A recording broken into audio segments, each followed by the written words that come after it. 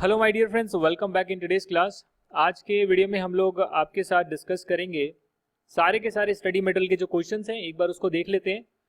जो बाकी हैं क्वेश्चंस जो करने बाकी हैं उसे हम आज डिस्कस करेंगे। क्लास स्टार्ट करने से पहले मैं आपको 2-3 टिप्स दे देता हूँ जो फॉलो करनी बहुत ज़रूरी है। सबसे पहले तो ये कि जब आप कॉस्ट अकाउंटेंसी जैसे सब्जेक्ट पढ़ रही हैं तो इसमें आपको बेसिक कॉन्सेप्ट समझने ज़रूरी हैं। रट्टाफिकेशन बिल्कुल ना करिएगा, कॉन्सेप्ट को समझिएगा और अपनी कॉपी में नोट डाउन करिएगा।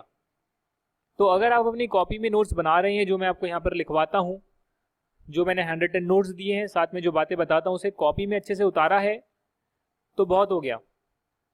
जो क्वेश्चंस आप प्रैक्टिस कर रहे हैं उसे कॉपी में ना लिखिएगा, उसके लिए एक अलग कॉपी बनाइएगा और अपने जो बेसिक कॉन्सेप्ट हैं उसको 1 बार 2 बार 3 बार 5 बार तक रिवाइज कर लीजिएगा। कोई नुकसान नहीं होएगा। जितनी बार रिवाइज करेंगे उतना आपके कॉन्सेप्ट और स्ट्रांग होते जाएंगे। अब अगर आपने ये सब कर लिया है तो जो भी मैं आपको होमवर्क देता हूँ वो होमवर्क आप जरूर करिएगा। जो स्टडी मटेरियल के क्वेश्चंस हैं, एक बार कॉन्सेप्ट हो गया, उसके क्वेश्चंस करवा दिए क्लास में, फिर आप खुद उन क्वेश्चंस को थोड़े से टाइम के बाद 2-4 दिन के बाद क्वेश्चंस पढ़िए और आंसर रफ कॉपी में करिए। जो भी आपका आंसर है उसको आप करेक्ट आंसर से मैच कर लीजिए। तो ये वाला काम आपको रेगुलर बेसिस पर करते जाना है। ये नहीं सोचना कि एक बार पूरा बैच हो जाए उसके बाद हम रिवीजन करेंगे, नहीं। एक कॉन्सेप्ट करवा दिया, एग्जांपल करा दिया, उसको पढ़ लिया and then practice that questions from your study material और पास्ट ईयर एग्जामिनेशन, जैसे कि मैंने पिछली क्लासेस में बोला है। अब आपका ये जो मटेरियल कॉस्टिंग का चैप्टर है, इसमें मैं एक बार देख लेता हूँ कि कौन कौन से क्वेश्चन हमारे रह गए हैं, तो वो हम डिस्कस कर लेंगे। लाइन वाइज चल रहा हूँ बिल्कुल ही स्टार्टिंग से। मोस्ट ऑफ द थ्योरी मैंने आपको करवा दिया। इलस्ट्रेशन 1 मैंने आपके साथ डिस्कस कर ली है। अगर कोई नहीं आए तो मुझे बताना। मेरे हिसाब से इलस्ट्रेशन 1 हो चुकी है। इलस्ट्रेशन 1 है ना ये। इलस्ट्रेशन 2 भी हो गई है। उसके बाद इन्वेंट्री कंट्रोल के जो तरीके हैं, सारे के सारे जो रीऑर्डर लेवल्स हैं, मैक्सिमम लेवल, मिनिमम लेवल, जितने भी लेवल्स हैं वो सारे डिस्कस करें। इकोनॉमिक ऑर्डर क्वांटिटी का ग्राफ भी और जो डेरिवेशन है वो भी करवाइए जो कोर्स में नहीं है। इलस्ट्रेशन नंबर 3 भी डिस्कस करी हमने, इलस्ट्रेशन 4 भी डिस्कस करी है। उसके बाद ये सारी चीज़ें हम डिस्कस कर चुके हैं। इलस्ट्रेशन नंबर 5 हमने डिस्कस करी है और इलस्ट्रेशन 6 भी डिस्कस करी है, जिसका क्वेश्चन नंबर 6 आपकी एक्सरसाइज में दे रखा है, बिल्कुल सेम टू सेम। तो ये दोनों चीज़ें हमने कवर कर ली है। इलस्ट्रेशन नंबर 7 मैंने आपको लास्ट क्लास में कराई थी। इसके बाद हम आगे बढ़ रहे हैं और इलस्ट्रेशन नंबर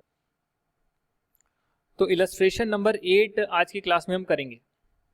यहां पर बोला गया है, from the following details draw a plan of ABC selective control. ABC selective control, इस कंट्रोल को सेलेक्टिव कंट्रोल क्यों बोलते हैं? क्योंकि आप ए वाली कैटेगरी वाले जो गुड्स होते हैं, मटेरियल्स होते हैं, उस पर तो आप ज्यादा ध्यान रखते हैं, ज्यादा फोकस रखते हैं। बी वालों पर थोड़ा सा कम रखते हैं और सी वालों पर बिल्कुल कम रखते हैं। तो इसीलिए, क्योंकि आप सेलेक्टिव कंट्रोल कर रहे हैं, सब पर बराबर का कंट्रोल नहीं करते, किसी पर ज्यादा किसी पर कम करते हैं, based on their classification in A B C category. Therefore इसको एबीसी सेलेक्टिव कंट्रोल यहां पर लिखा गया है। करनी कुछ नहीं है, एबीसी एनालिसिस करनी है इस पर्टिकुलर अलग अलग आइटम्स की। ये आइटम है, आइटम की कैटेगरी है। 1 2 3 4 5 6 7 ऐसे 12 तरीके के आइटम्स हैं। पीछे भी है, नहीं, 12 तरीके के आइटम है और हर आइटम में कुछ यूनिट्स हैं। तो आइटम नंबर 1 के 7000 यूनिट्स हैं, आइटम नंबर 2 जो है उसके 24000 यूनिट हैं, आइटम 3 के 1500 यूनिट्स हैं, आइटम 4 के 600 यूनिट्स हैं, और ऐसे आपको आइटम और उनके यूनिट्स दे रखे हैं। साथ ही में 1 यूनिट का जो प्राइस है वो आपको दे रखा है। 1 यूनिट का जो प्राइस है वो आपको यहां पर गिवन है। ठीक है सर, यहां तक बात क्लियर हो गई? वैसे देखा जाए तो जिसकी यूनिट प्राइस सबसे ज्यादा है,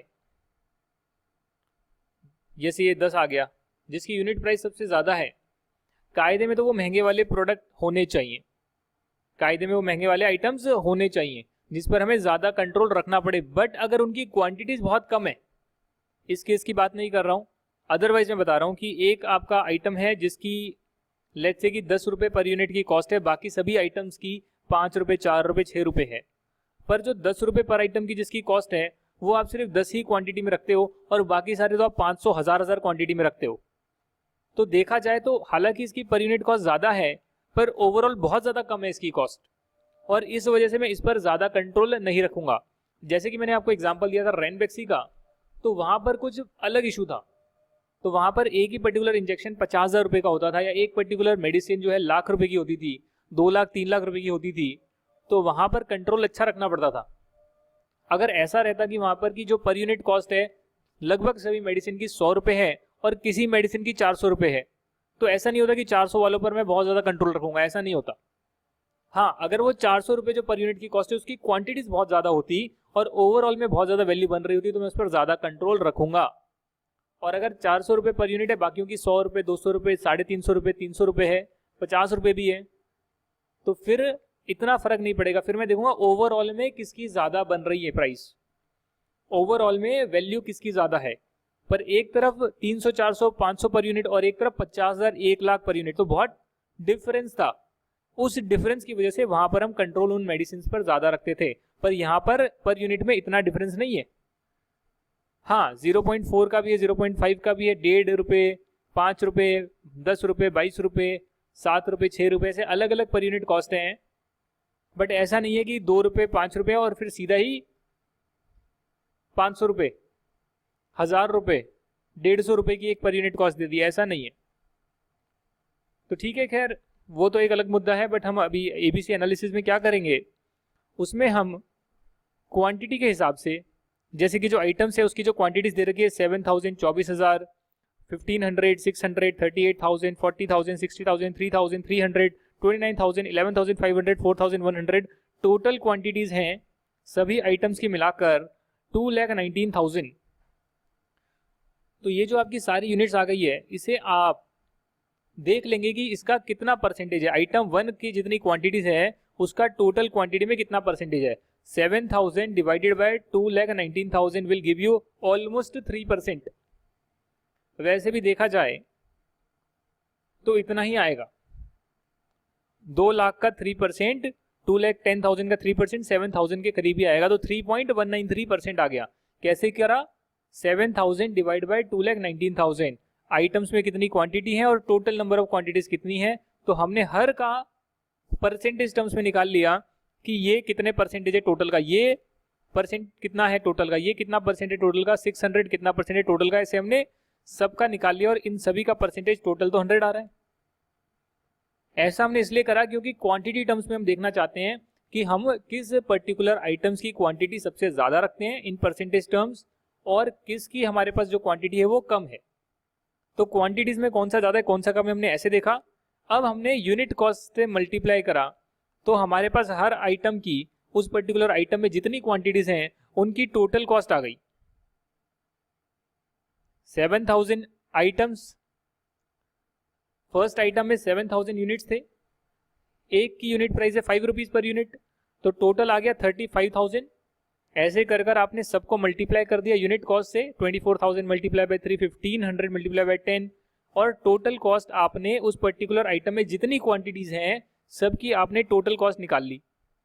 अब जब टोटल कॉस्ट आ गई है जिसका सम आ रहा है 3,55,770, यानी कि आपने जो टोटल इन्वेस्टमेंट करी है वो है 3,55,770 तो अब आप देख रहे हैं इस टोटल इन्वेस्टमेंट में जो मैंने पैसे लगाए हैं इसमें एक आइटम के मैंने कितने पैसे लगाए, दूसरे आइटम के कितने लगाए, तीसरे आइटम के कितने लगाए, चौथे के कितने, पांचवे के कितने, परसेंटेज टर्म्स में कितना इन्वेस्टमेंट मैंने किया है। तो टोटल सबका मिलाकर 3,55,770 बन रहा था। परसेंटेज टर्म्स में 35,000 डिवाइड बाय 3,55,770, यानी कि अप्रोक्सीमेटली आप देख सकते हैं कि 10% के आसपास आ रहा है, 9.8378%। आप चाहें तो 2 डेसिमल पॉइंट्स तक लिख सकते हैं, 3 तक नहीं लिखेंगे काम चल जाएगा, 4 तक नहीं लिखेंगे काम चल जाएगा, 2 डेसिमल पॉइंट तक आप लिख सकते हैं। और सबका जो टोटल है वो 100 आ रहा है। टोटल कॉस्ट उस पर्टिकुलर आइटम में जितनी क्वांटिटी है उसकी divided by total cost of all the items together. तो परसेंटेज टर्म्स में मेरे पास टोटल कॉस्ट आ गई, परसेंटेज टर्म्स में मेरे पास आ गई कि कितना कितना परसेंट मैंने यूनिट्स रखी है, तो क्वांटिटी कितना परसेंट है और उसकी वैल्यू कितना परसेंट है। अब यहां मैंने वैल्यू पर यूनिट नहीं देखी है, टोटल वैल्यू देखी है। आप लोग भी टोटल वैल्यू देखेंगे। तो उसके हिसाब से आपने रैंकिंग दे दी है। जैसे कि आपने फर्स्ट रैंक इसको दी, आप देख सकते हैं परसेंटेज ऑफ टोटल कॉस्ट है 22%, करीब करीब 23%, और जो इसका परसेंटेज इसमें है नंबर ऑफ यूनिट्स उसमें कम है। मतलब कि यूनिट्स, जितनी यूनिट्स मैंने रखी हुई है अपने गोडाउन में, अपने स्टोर्स में एक तरह से, तो उसमें इसकी जो क्वांटिटीज है सबसे कम है। तो नंबर्स में तो सबसे कम है और वैल्यू में सबसे ज्यादा है, तो इसी के लिए इसको मैंने 1 नंबर पर क्लासीफाई कर दिया। सिमिलरली जो 20% है इसको 2 पर क्लासीफाई कर दिया। आप चाहें तो रैंकिंग यूनिट्स की अलग रैंकिंग दे सकते हैं। सबसे कम मैंने यूनिट्स कहाँ रखी है उस पर 1 रैंकिंग के हिसाब से आप क्लासीफाई कर सकते हैं। ज्यादा यूनिट्स रखे हैं उसमें रैंकिंग बढ़ा सकते हैं। और सिमिलरली जिसमें ज्यादा वैल्यू आइटम्स रखे हैं, जिसमें जिन आइटम्स की वैल्यू ज्यादा है इन टोटालिटी, उसको रैंकिंग 1 के हिसाब से आप वैल्यू में भी क्लासीफाई कर सकते हैं। यहाँ पर वैल्यू के हिसाब से रैंकिंग दी हुई है, पर आप लोग यूनिट के हिसाब से अलग रैंकिंग और वैल्यू के हिसाब से अलग रैंकिंग निकाल सकते हैं। और फिर दोनों रैंकिंग के हिसाब से आप देख सकते हैं कि कौन से ऐसे आइटम्स हैं जिनकी वैल्यू ज्यादा है और क्वांटिटीज कम है, उसे आप एक कैटेगरी में डाल सकते हैं। जैसे कि यहाँ पर 11 नंबर का जो आइटम है उसे आइडेंटिफाई किया, जिसकी क्वांटिटी तो सिर्फ 5% है और वैल्यू में 23% है। सिमिलरली आइटम नंबर 2 है, उसकी क्वांटिटी करीब करीब 10-11% है क्वांटिटी टर्म्स में, बट 20% वैल्यू टर्म्स में है। मोटा मोटी 2 टाइप के आइटम्स और 20 और 22 40 to 43% बना दिया। सिर्फ 2 ही आइटम्स ने 43% वैल्यू में बना दिया। और अगर क्वांटिटी टर्म्स बात करें 15% है, 15% की क्वांटिटीज की वैल्यू है 43%। तो ऐसे आप क्लासीफाई कर देंगे। यहां पर इन्होंने देखिए क्या क्लासिफिकेशन करी है। इन्होंने कहा basis for selective control assume करा है कि 50,000 एंड अबव को ए आइटम बोलेंगे, 15,000 से 50,000 को बी, और बिलो 15,000 सी आइटम बोलेंगे। और ऐसे ही इन्होंने क्लासिफाई करा है आइटम नंबर 11 को, आइटम 2 को और आइटम 5 को। ये जो आइटम नंबर 5 है, यहां भी आप देख सकते हैं कि करीब करीब 16% टोटल वैल्यू में 16% यहां पर आ रहा है। और अगर आप परसेंटेज टर्म्स में देखेंगे क्वांटिटी की, तो करीब करीब 17% क्वांटिटी टर्म्स में आ रहा है। तो इन 3 आइटम्स को ले लिया, तो जिनकी 50,000 से ऊपर की कॉस्ट आ रही थी, 57, 72,000, 81,000, उसको इन्होंने एक कैटेगरी में क्लासीफाई किया। अगर आपको लगता है कुछ अलग करना है तो आप कर सकते हो।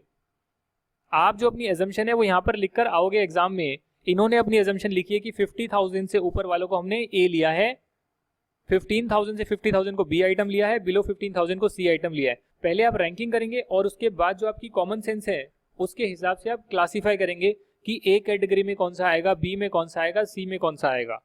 तो यहाँ पर कोई हार्ड एंड फास्ट नहीं है। मैंने तो आपको सिर्फ एग्जाम्पल जो करवाया था अपनी नोट्स में, उसी का एक प्रैक्टिकल इंप्लीकेशन यहाँ पर दिखाया है, सॉल्व्ड एग्जाम्पल, सॉल्व्ड इलस्ट्रेशन। और यहाँ आप देख सकते हैं कि परसेंटेज टर्म्स में जो टोटल कॉस्ट है वो यहाँ पर लिख दिया और करीब करीब 60% तक आ रही है, 59% तक आ रही है। और परसेंटेज टर्म्स में जो क्वांटिटी है वो करीब करीब 33% तक आ रही है। तो इसको तो ए कैटेगरी मान लिया। सिमिलरली रैंकिंग के हिसाब से ही जो रैंकिंग इन्होंने करी है उसी के हिसाब से, वैल्यू के हिसाब से रैंकिंग करी है।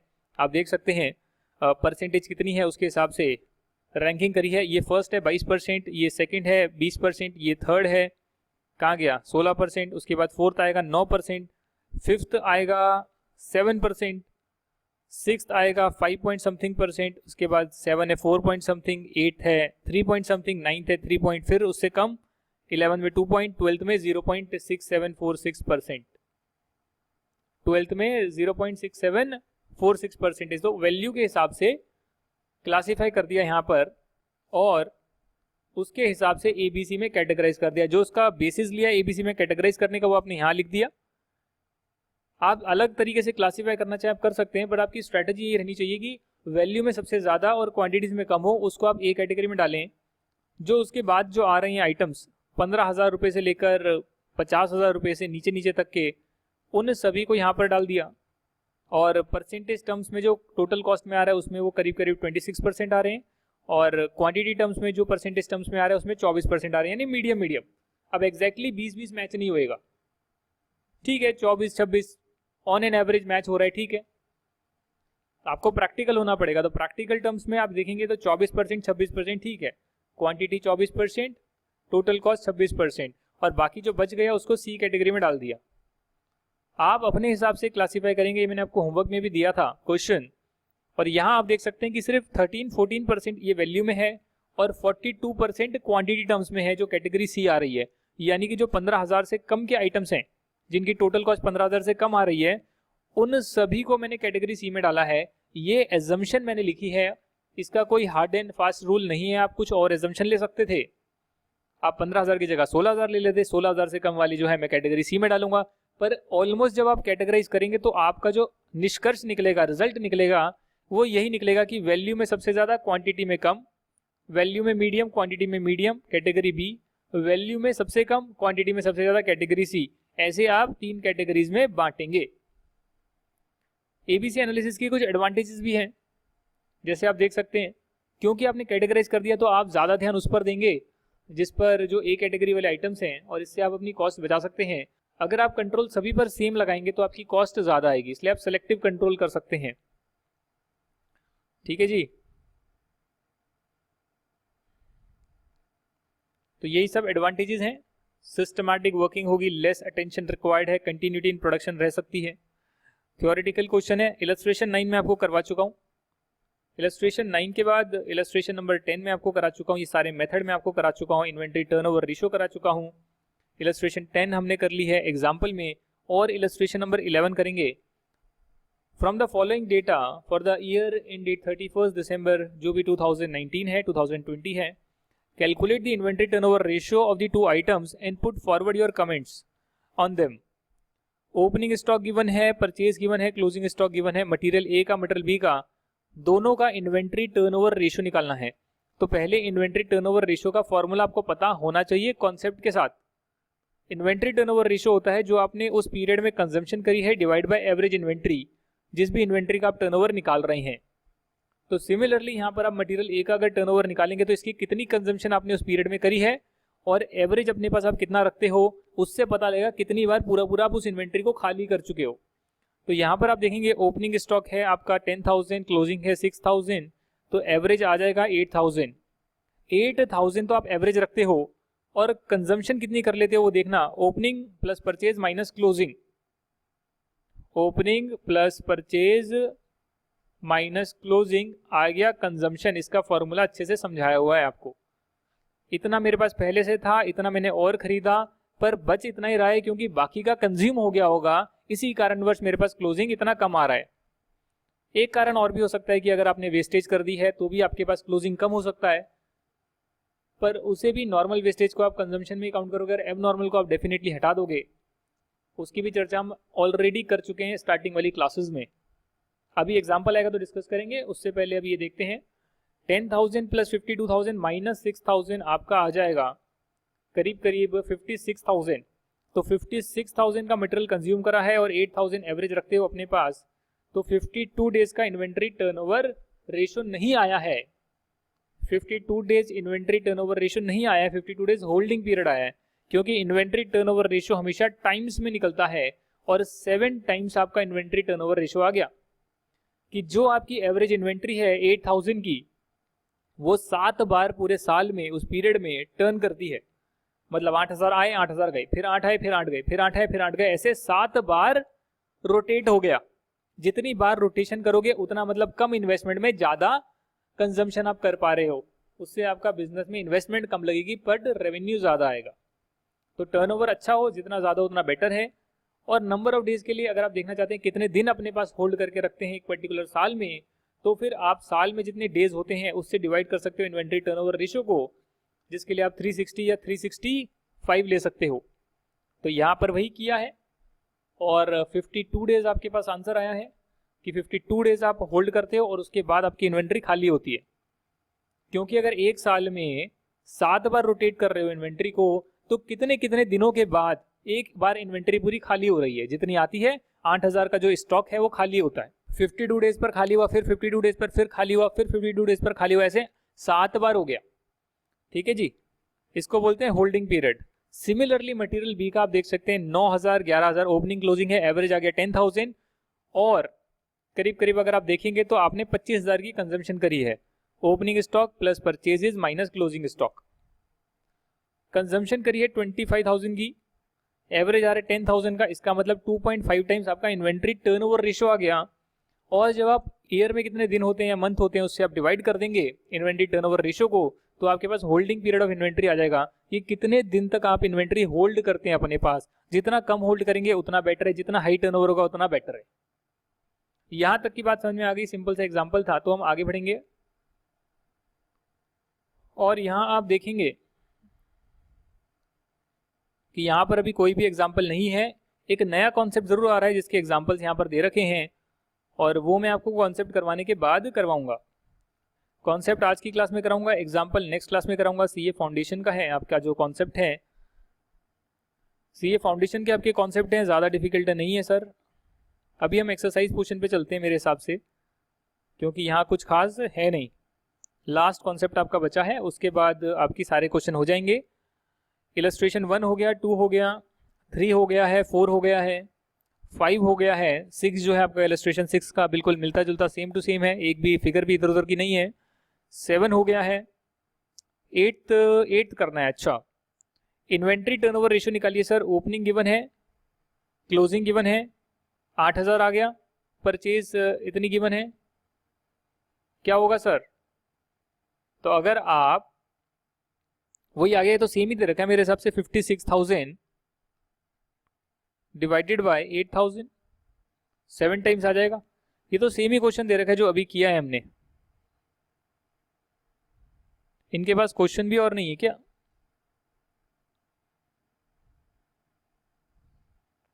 टेन 52 6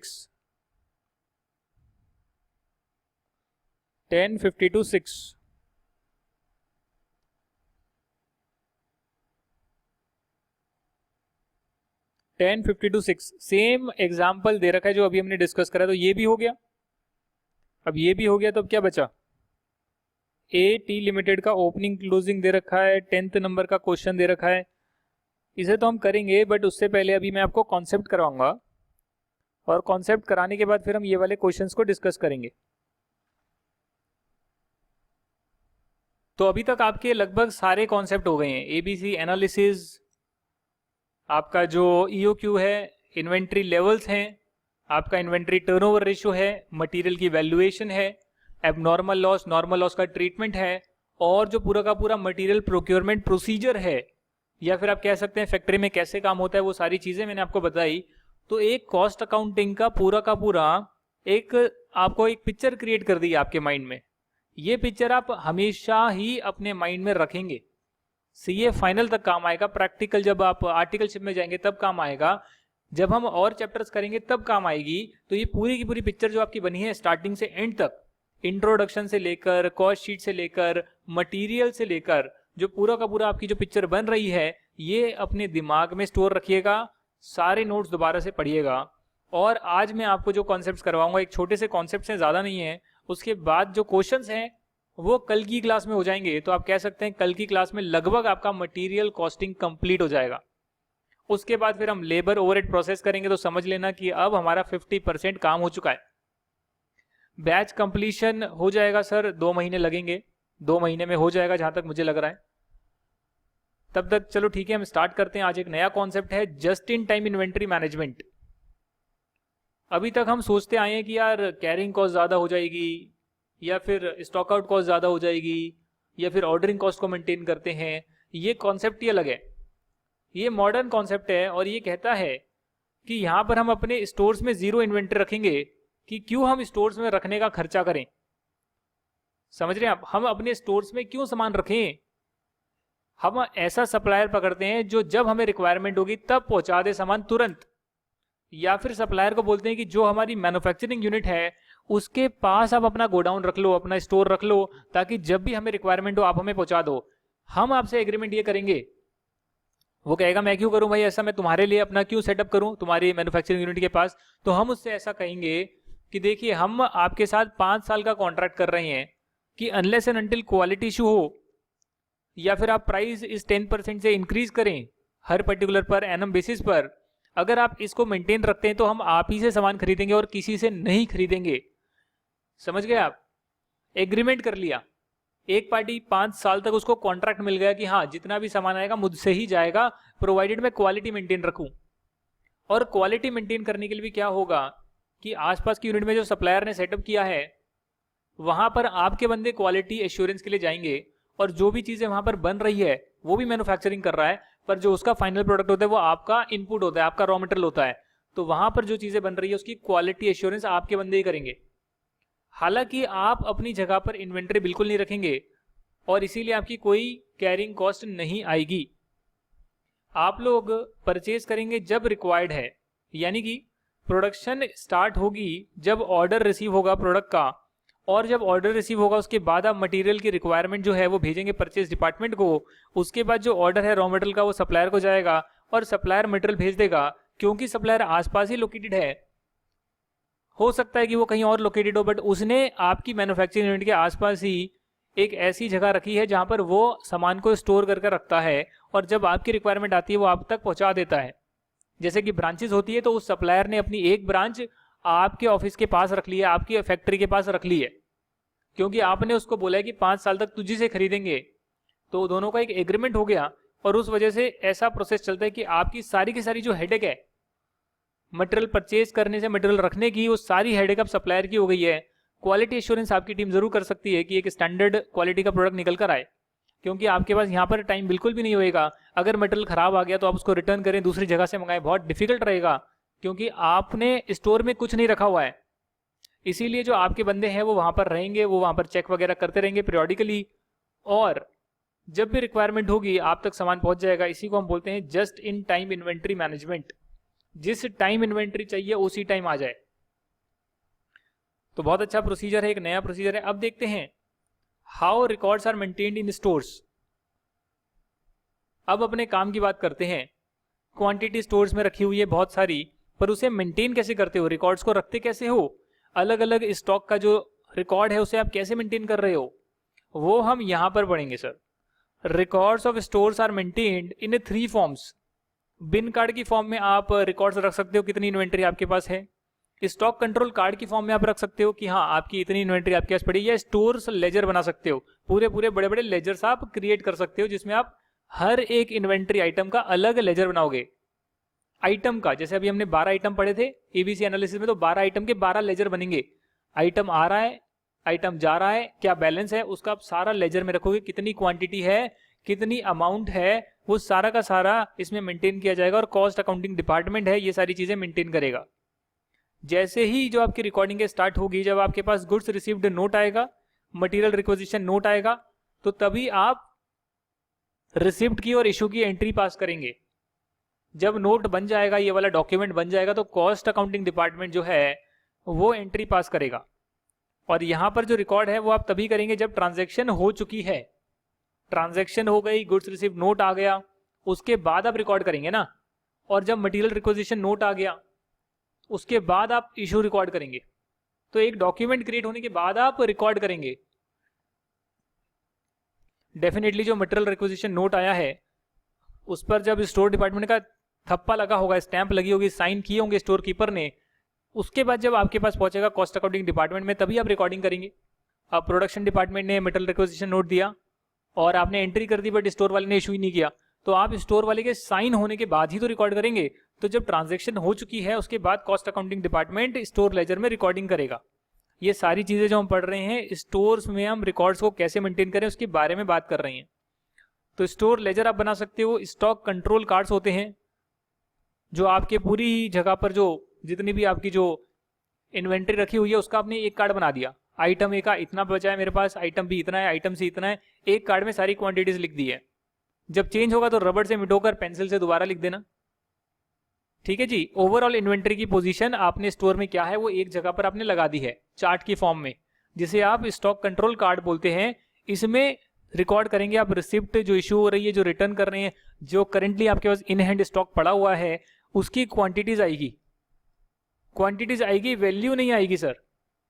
सिर्फ क्वांटिटी टर्म्स में स्टोर करेंगे आप यहाँ पर एक उस पर्टिकुलर जगह पर, उस पर्टिकुलर कंट्रोल शीट में आप लिखेंगे, उस कार्ड में लिखेंगे कितना आया, कितना गया, कितना बैलेंस है, परंतु आप यहां पर वैल्यू नहीं लिखेंगे। लास्ट कैटेगरी आपकी बिन कार्ड्स। जो आपके बिन कार्ड्स हैं उसमें जो बिन्स होते हैं, बिन्स का मतलब होता है बॉक्स या कंटेनर जहां पर आप मटेरियल को रखते हो, तो उन बिन्स के साथ में कार्ड अटैच कर दिया जाता है। मैंने देखा है खुद, मैंने एक्चुअली में इन्वेंट्री काउंटिंग में बिन कार्ड्स भी देखे हैं, स्टोर लेजर तो आपके सिस्टम से निकल जाते हैं, और स्टॉक कंट्रोल कार्ड भी एक तरह से एक चार्ट भी देखा है, तीनों भी बनाए जाते हैं कई जगह। तो इसीलिए जो बिन कार्ड्स होते हैं वहां पर क्या होता है, वहां पर उस कार्ड पर लिखा होता है, वो हर उस पर्टिकुलर बॉक्स के पास एक कार्ड लगा होता है और उस कार्ड में लिखते हैं कि इस बॉक्स में इतनी क्वांटिटीज हैं इस आइटम की, और जब इशू कर दी जाती है तो फिर आप उस इशू को रिकॉर्ड कर देते हैं, माइनस कर देते हैं, और जो बैलेंस है उसे आप लिख देते हैं। यदि कोई रिटर्न वापस आ जाती है, गई और अच्छी नहीं थी, रिटर्न आ गई, या रिक्वायरमेंट नहीं थी, गलती से ज़्यादा इशू हो गई, वो वापस आ गई, तो उसे आप ऐड कर देते हैं। ऐसे कर कर आप हर बॉक्स के साथ एक कार्ड अटैच करते हैं जिसको बिन कार्ड बोलते हैं, और यहाँ भी सिर्फ क्वांटिटी आती है। जो बिन कार्ड हैं, जो स्टॉक कंट्रोल कार्ड हैं, ये स्टोर कीपर या स्टोर्स वाला जो बंदा है वो बनाता है, और यहाँ सिर्फ आप क्वांटिटेटिव डिटेल्स लिखते हैं, क्वांटिटी की लिखते हैं डिटेल्स, वैल्यू की डिटेल्स यहाँ पर नहीं आती है। मजे की बात यह है कि जैसे कि आपका स्टोर लेजर है, उसमें सारी ट्रांजैक्शन होने के बाद आप रिकॉर्डिंग करते हैं, कॉस्ट अकाउंटिंग डिपार्टमेंट जो है यहाँ पर स्टोर कीपर रिकॉर्ड करता है, और at the time when transaction takes place, यानी कि जब इशू हो रहा है तो इशू करा तो साथ ही में बिन कार्ड पर माइनस कर कर लिख दिया कि इतना इशू हो गया और बैलेंस अमाउंट लिख दिया। रिटर्न आया तो जैसे ही रिटर्न आया उसमें इन्वेंटरी में चढ़ाया, अपने बिन में चढ़ाया सामान को, तो वहीं पर ऐड भी कर दिया, साइन भी कर दिया, साइन का भी एक छोटा सा ऑप्शन है। तो ऐसे बिन कार्ड जो लगे होते हैं उस पर तुरंत एंट्री होती है, स्टोर लेजर में बाद में एंट्री होती है। अब तीनों में से आप अलग अलग टाइप की इन्वेंटरी के लिए अलग अलग भी बना सकते हैं, और आप चाहें तो सब सारे भी रिकॉर्ड्स बना सकते हैं, but store laser ultimately better है। कारण यह है कि इसमें आप वैल्यू भी रिकॉर्ड कर सकते हैं, आप अमाउंट भी रिकॉर्ड कर सकते हैं, और आप हर आइटम के पूरे का पूरा एक ट्रांजेक्शन की डिटेल्स लिख सकते हैं, ठीक है ना। तो इसीलिए स्टोर लेजर बेटर ऑप्शन है। How to prepare store ledger अगर हम सीख लेते हैं, जो कि आपने सीए फाउंडेशन में, सीपीडी में सीखा होगा, या फिर 11th-12th में सीखा होगा, या फिर बीकॉम में सीख लेंगे, तो how to prepare store ledger, receipt क्या है, इशू क्या है, बैलेंस क्या है, तीनों के 3 कॉलम बना दिए बड़े बड़े, और जिस दिन जो चीज हो रही है उस दिन आप रिकॉर्ड करेंगे। अगर आज मान लेते हैं कुछ रिसिप्ट हो रही है तो उसमें कितनी क्वांटिटी मुझे रिसिप्ट हो रही है, हर आइटम का अलग बनेगा सर। पहली बात तो ये मिक्स मत कर देना, आइटम ए का, आइटम बी, आइटम सी, सबका एक ही में मिक्स कर दिया, नहीं सर। आइटम ए का बन रहा है तो आइटम ए का स्टोर लेजर अलग है, आइटम बी का अलग है। जैसे कि आपके लेजर अकाउंट्स होते हैं, तो यहाँ पर जब आइटम ए की क्वांटिटी रिसीव होगी तो आप कितनी क्वांटिटी रिसीव कर रहे हो, किस रेट पर रिसीव कर रहे हो। रेट का मतलब जो आपकी परचेज कॉस्ट है, स्टोर में लाने तक की जो कॉस्ट है, वो सारा मिलाकर, और टोटल अमाउंट कितनी आ रही है। फिर जब आप इशू करोगे तो कितनी क्वांटिटी आप इशू कर रहे हो, किस रेट पर इशू कर रहे हो, और कितनी अमाउंट टोटल आ रहा है, उसको आप क्या बोलते हो, इशू। और बैलेंस जो बच गया उसको बैलेंस बोलते हो। इतनी क्वांटिटी इस आइटम की बची हुई है, इस रेट के अकॉर्डिंग इस अमाउंट पर आ रही है। ये जो इशू की रेट है, यहां पर ही सारा का सारा कन्फ्लिक्ट है, क्योंकि आप कई बार फीफो मेथड फॉलो कर सकते हो, लीफो मेथड फॉलो कर सकते हो, एवरेज प्राइस मेथड फॉलो कर सकते हो, स्पेसिफिक प्राइस मेथड फॉलो कर सकते हो। अब ऐसा तो नहीं है ना, यहां पर आपने इन्वेंट्री परचेज करी तो आपने 7 रुपए पर यूनिट के हिसाब से परचेज करी थी, उसके बाद इशू कुछ नहीं हुआ, और आप लोग और फिर क्या करते हैं, इन्वेंट्री मंगा लेते हैं 8 रुपए पर यूनिट के हिसाब से, फिर आप और मंगा लेते हैं 5 रुपए पर यूनिट के हिसाब से। अब आपको इशू करना है, तो आप इशू क्या करेंगे, इशू में जो रेट है वो क्या डालेंगे, 7 रुपए डालेंगे, 8 रुपए डालेंगे, 5 रुपए डालेंगे, क्योंकि यहां आपने 10 क्वांटिटी मंगाई, यहां भी आपने 10 क्वांटिटी मंगाई, और यहां भी 10 क्वांटिटी मंगाई। अब आप इशू कर रही हैं 15 क्वांटिटी लेट्स से, तो इस 15 क्वांटिटी में आप रेट 7 डालेंगे, 8 डालेंगे, 5 डालेंगे। It is dependent on the method you follow, कि यदि आप फीफो मेथड फॉलो कर रहे हैं, फर्स्ट इन फर्स्ट आउट, जो आइटम पहले रिसीव हुआ वही पहले इशू होगा, तो 10 आइटम के लिए आप 7 रुपए रेट डालेंगे, और 5 आइटम जो इस क्वांटिटी में से जा रहे हैं, जो 10 क्वांटिटी आपके पास 8 रुपए के हिसाब से आई, तो वहां पर आप 8 रुपए रेट डालेंगे। अगर आप फीफो मेथड फॉलो कर रहे हैं तो पहले आई उसी रेट पर जा रहे हैं, यहाँ पर प्रॉफिट बुकिंग तो नहीं हो रही ना सर, ये तो आपका कॉस्ट का लेजर है, इतनी कॉस्ट पर सामान आ रहा है और यही कॉस्ट का सामान आगे जा रहा है, और ये बैलेंस बचा हुआ है। ऐसा तो नहीं है ना कि भाई मैंने 7 रुपए में खरीदा, मैं 10 रुपए में बेच रहा हूँ, बेचने वाला लेजर तो है नहीं। ये तो सिर्फ आपका एक रिकॉर्डिंग का लेजर है कि मेरे पास ये स्टॉक का सामान आया, ये इशू हुआ, ये बैलेंस बचा हुआ है। तो जब कितने में आया, पहले वाला आया उसी को इशू कर रहे हो, तो फिर फीफो मेथड है आपका, और 15 यूनिट इशू करोगे तो पहले 10 वाली यूनिट करोगे 7 रुपये पर, और बाद में 10 में से 5 यूनिट इशू करोगे 8 पर, और बैलेंस आपके पास कितना बच जाएगा, 5 यूनिट बच गई 8 रुपये पर, और जो एंड में 10 यूनिट आपने खरीदी थी 5 रुपये के हिसाब से वो बच गई। आया कुछ समझ में? अगर आप लीफो मेथड फॉलो कर रहे हो लास्ट इन फर्स्ट आउट, तो इसमें उल्टा होएगा। अगर आप 15 क्वांटिटी इशू करने के लिए लगते हो, ठीक है जी, अगर आप यहां पर 15 क्वांटिटीज इशू करने के लिए जाते हो तो last in first out method कहता है कि जो लास्ट में आया था उसको आप पहले इशू कर देना। तो अब अगर आप इशू कर रहे हो लीफो मेथड के अकॉर्डिंग, तीनों में से एक के हिसाब से होगा, ऐसा नहीं होगा कभी फीफो कभी लीफो कभी वेटेड एवरेज कभी एवरेज कभी स्पेसिफिक प्राइस मेथड, नहीं। अगर आप फीफो मेथड करें तो सारा का सारा फीफो पर ही पूरा लेजर मेंटेन होगा, लीफो कर रहे हो तो लीफो पर होगा, एवरेज कर रहे हो तो एवरेज प्राइस पर मेंटेन होगा। फीफो मैंने आपको समझा दिया क्या होता है, लीफो समझा देते हैं, जो लास्ट में आया वो सबसे पहले इशू होगा। तो जब रिसीव हो रहा है तब तो कोई दिक्कत ही नहीं है, जितने रुपए पर आ रहा है उसमें आपने रिसीप्ट में डाल दिया। इशू के टाइम दिक्कत है कि कौन सी क्वांटिटी इशू कर रहे हो। पहली जो आई थी वही इशू पहले करोगे, उसके बाद जो बाद में उसको इशू करोगे फीफो मेथड, जो सबसे बाद में उसको पहले इशू करोगे LIFO method, last in first out. जैसे कि टेक्नोलॉजिकल प्रोडक्ट में होता है, आज रेडमी का नोट 7 आ गया, तो जब आप खरीदने जाओगे नोट 7 पहले बिकेगा, क्वांटिटी नहीं होगी, आप कहोगे नोट 5 दे दो, और कई बार तो कहोगे नहीं नोट 5 चाहिए नहीं, वेट कर लेंगे नोट 7 ही लेकर जाएंगे। तो टेक्नोलॉजिकल प्रोडक्ट में नई टेक्नोलॉजी पहले आती है, नई टेक्नोलॉजी को पहले बेचा जाता है और लोग पहले खरीदते हैं, पहले इशू करते हैं, तो वहां पर आप लीफो मेथड फॉलो कर सकते हैं। एग्जाम्पल मैंने आपको दिया, तो जो बाद में आया है उसको आप पहले इशू कर दीजिए, उसके बाद जो उससे पहले आया उसको फिर इशू कर दीजिए, और एंड में जो बचेगा वो पहला वाला आइटम बच जाएगा, अगर आप लीफो मेथड फॉलो कर रहे हैं, जो कि प्रैक्टिकल नहीं है। मैक्सिमम केसेस में फीफो ही फॉलो होता है, और अगर क्वेश्चन साइलेंट है तो आप फीफो मेथड फॉलो करेंगे। जो स्पेसिफिक प्राइस मेथड है, स्पेसिफिक प्राइस मेथड कहता है कि मैं बोल रहा हूं कि मैंने इसमें से एक तरह से 2 यूनिट तो मैंने इसमें से ली है, 2 यूनिट यहां से लिए, 2 यूनिट यहां से लिए, 6 यूनिट इशू करी है। तो अगर क्वेश्चन में बता दिया कि आप इस वाली क्वांटिटी में से ही इशू कर रहे हैं, तो फिर ठीक है उसी को इशू कर दीजिए, कि जो आपने 10 यूनिट खरीदी थी 7 रुपए के हिसाब से, उसमें से ही 2 यूनिट जा रही है। You have identified the units, you have identified the units, तो वहां पर आप वही यूनिट के हिसाब से इशू कर देंगे, जो कि जनरली गिवन नहीं होता, मतलब जनरली आता नहीं है। लास्ट आपका एवरेज प्राइस मेथड है, और एवरेज प्राइस के लिए मैं आपको एग्जांपल करा देता हूं। ये देखिए सर, एवरेज प्राइस के लिए आपने जो 7 रुपए में लिया, 8 रुपए में लिया, 5 रुपए में लिया, तो सिंपल एवरेज तो आप ऐसे कर सकते हैं कि 7 रुपए, 8 रुपए, 5 रुपए टोटल कर लिया, डिवाइड बाय 3 कर लिया, 7, 8, 15, 15, 5, 20, 20 बाय 3 कितना हो गया, करीब करीब आपका 6 रुपए समथिंग आ गया, 6 रुपीज 0.3 समथिंग कुछ आ जाएगा। तो आप ये सिंपल एवरेज के हिसाब से भी कर सकते हो, जो कि बिल्कुल ही गलत होता है। अगर क्वेश्चन में गिवन है तो आप सिंपल एवरेज लगाओगे, अदरवाइज आप ऐसा नहीं करोगे, अदरवाइज आप वेटेड एवरेज मेथड से करोगे। अब क्या होता है नीचे देखेंगे अब आराम आराम से। फीफो मेथड मैंने आपको बता दिया sir, first in first out, जो क्वांटिटी पहले आएगी वही पहले इशू होगी, जनरली इसी को फॉलो करते हैं। लीफो मेथड का मतलब है लास्ट इन फर्स्ट आउट, इसके क्वेश्चन नेक्स्ट क्लास में करेंगे। जो सबसे बाद में आया वो सबसे पहले इशू करा जा रहा है, जैसे कि technological products, latest technology, product जो पहले यूज होते हैं, प्रोडक्ट जो पहले हम इशू करते हैं वो लेटेस्ट टेक्नोलॉजी वाले प्रोडक्ट्स होते हैं। जो प्रोडक्ट बाद में आया, लेटेस्ट आया, उसी को पहले इशू करते हैं। टेक्नोलॉजिकल प्रोडक्ट में ऐसा होता है। एवरेज प्राइस में क्या होता है, जितना भी रिसीव होगा अलग अलग प्राइस पर, उसका एवरेज ले लो, मतलब उसी प्राइस पर इशू करो, फिर जो एवरेज प्राइस आ गई है उसी पर इशू करो। अब एग्जांपल दे दिया मैंने, लिक्विड प्रोडक्ट्स हैं, आपने कोई लिक्विड प्रोडक्ट मंगाया, तो पहले 5 लीटर मंगाया, कुछ अलग अलग रेट पर मंगाया, 5 लीटर मंगाया 5 रुपए पर, फिर 2 लीटर मंगाया 10 रुपए पर। अब सारे लिक्विड को जब आता है वो एक टैंकर में आप डाल देते हो, तो टैंकर में डाल के सब कुछ मिला दिया। अब मिला दिया और उस लिक्विड को इशू कर रहे हो, आगे उस केमिकल को प्रोडक्शन में भेज रहे हो, because that liquid is a raw material for you. तो जब आपने इशू करा तो कौन सा लिक्विड करा, वो तो सब मिल गया, तो किस प्राइस पर इशू करा मालूम नहीं, तो एवरेज प्राइस पर इशू करा, ऐसा आप मान सकते हो।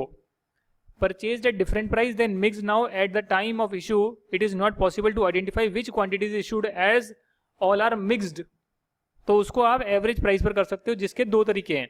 सिंपल एवरेज का मतलब है कि आपने 200 क्वांटिटी खरीदी 10 रुपए पर, और 150 क्वांटिटी खरीदी 12 रुपए पर, तो इसको बोलेंगे 350 क्वांटिटी आ गई, प्राइस का एवरेज हो गया 11 रुपए।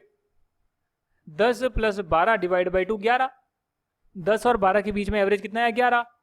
तो अगर आप 350 क्वांटिटी को 11 के हिसाब से देखोगे तो 3850 का टोटल बनेगा। 11 मल्टीप्लाई बाय 350 3850। पर अगर आप 200 क्वांटिटी 10 रुपए के हिसाब से देखोगे 2000 रुपए आए, 150 क्वांटिटी 12 रुपए के हिसाब से देखोगे 1800 आए, टोटल करा 3800 आ रहे हैं।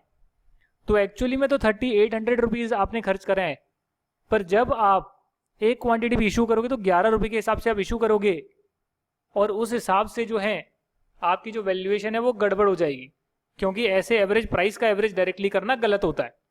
पर इसी को हम सिंपल एवरेज बोलते हैं, जो आप फॉलो नहीं करोगे।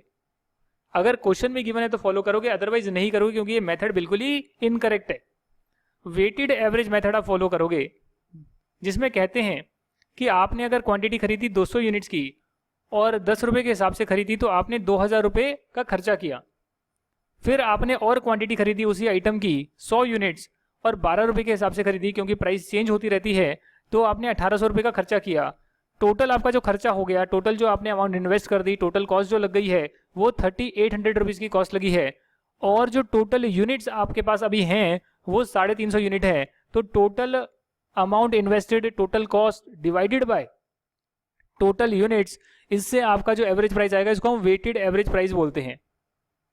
कहने के लिए तो एवरेज ऐसा ही होना चाहिए कि टोटल कॉस्ट को टोटल क्वांटिटी से डिवाइड कर दिया तो एवरेज आ गया, पर ये सिंपल एवरेज सिर्फ प्राइस का एवरेज ले लेते हैं, ये बिल्कुल ही गलत मेथड है। और इसीलिए आप वेटेड एवरेज ऐसे करेंगे।